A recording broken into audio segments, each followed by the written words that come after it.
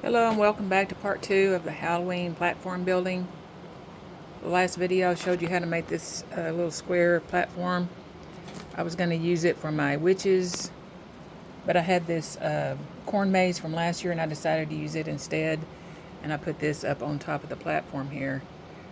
Just wanted to show this to you after I put what I use is black paint and glue equal parts, along with a couple of handfuls of aluminum oxide grit, and it makes it really hard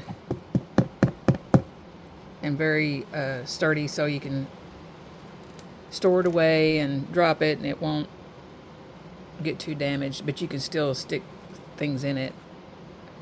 But it turned out really well.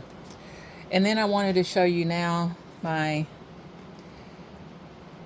main platform that I was going to build. It's a cave, it's a grotto, haunted grotto, and the cemetery is going in here. I haven't got this all said and done yet, but I took the 2 pieces of big styrofoam blocks that I showed you before, and I actually added another piece on each side and then in the back to make it higher. And I just started adding pieces of styrofoam, and I took my knife and I just flecked away the white styrofoam and made it into shapes. I didn't want any rough or straight edges because I wanted it to look like rock. And then I just hot glued those pieces on. And then on the inside and on the sides from about here down, this is the first section of big styrofoam, and this is the second section of big styrofoam. And I just roughed it up with the tool like I did this one.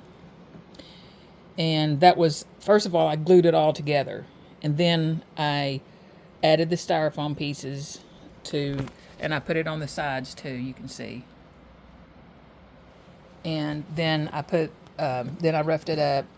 Then I painted it all black with the half glue and half black paint and a couple of handfuls of aluminum oxide grit. And then I painted that all black. Then I went in, I didn't want to use plaster. I wanted to try a different technique because it was so messy. So I used tissue paper and glue, watered down glue, to put the texture onto here to kind of fill in the gaps. You can see it did really good right here. Right here you can still see styrofoam through, but I'm okay with that. You can see it gives a texture of rock. And then after all that was dry, then I went back in and did a dry brush of kind of a light brown, beige, and then really light gray over the top of that.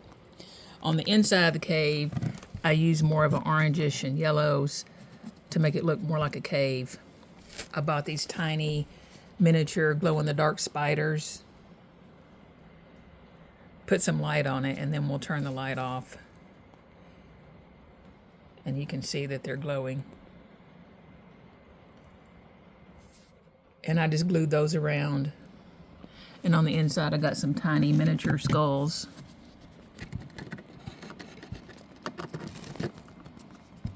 You know, these styrofoam pieces have divots in them, and I just used that to my advantage.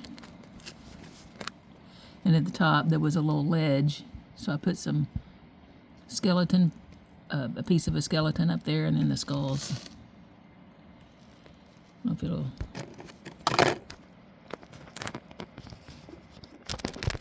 focus or not. I just wanted to kind of show you the detail on the inside of the cave. I just glued these little pieces on to make stalagmites.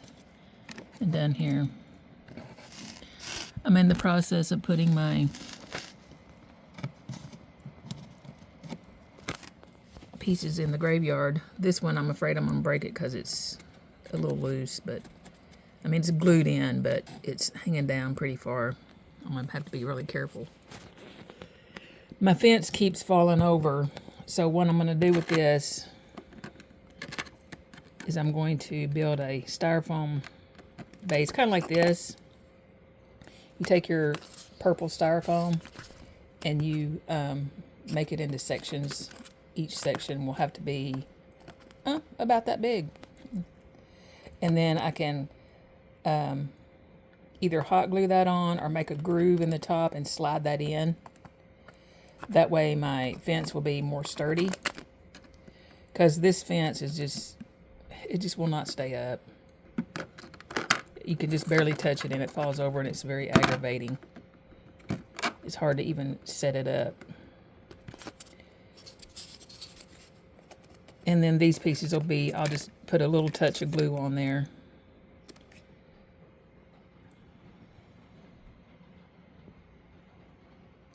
I made these little stairs. Nothing's glued down yet, so it's all falling apart. Just a couple pieces of styrofoam. These I made last year out of raffia ribbon. I will fix those so they won't fall over. This is my gatekeeper. And then the top, I put this that I got at Michael's, and I'm going to put eyes on these pieces to make it look like man-eating plants. And then I've got the little man-eater back here. And I just laid loose rocks along the ledge.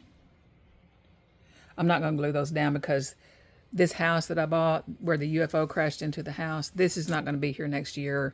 I wanted to do a lab that's leaking green ooze down, and it's going down the side over here.